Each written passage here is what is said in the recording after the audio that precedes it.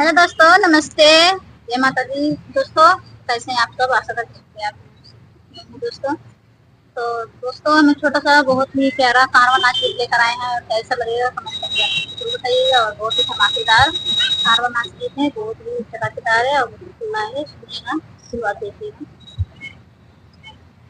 हमी कारहिया में बैठाई के पिया बैगनवा बेचैना।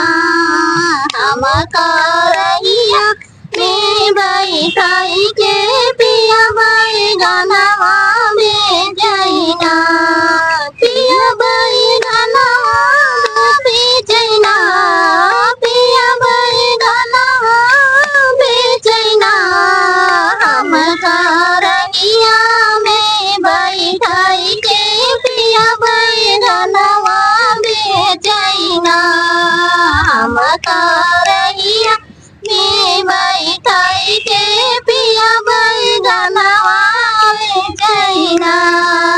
सोने की थाली में जीवन बनाए, सोने की थाली में जीवन बनाए। हम कारहिया में बैठाई के पिया जीवनवा जेवैना। हम कारहिया में बैठाई के पिया जीवनवा जेवैना।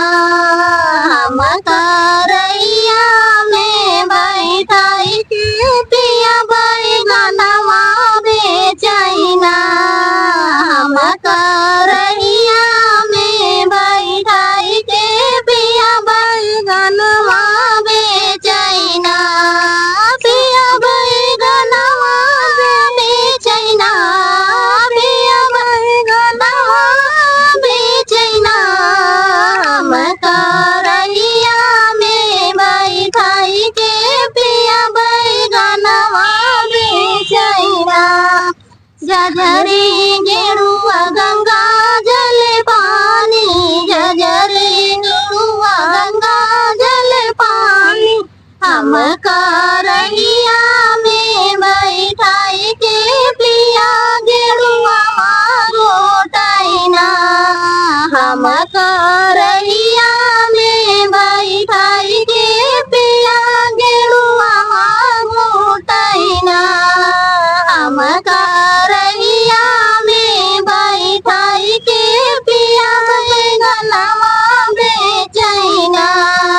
हम कारहिया में बैठाई के पिया बैगनवा बेचैना।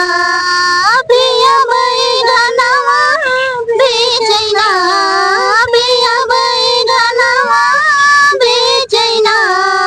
हम कारहिया में बैठाई के पिया बैगनवा बेचैना। लाची लवंगिया सबीर जोराए, लाची लवंग रस बीर जोराए। हम कारहिया में बैठाई के पिया बिरमना कुचैना। हम कारहिया में बैठाई के पिया बिरमना कुचैना। हम कारहिया में बैठाई के पिया बैगनवा बेचैना। हम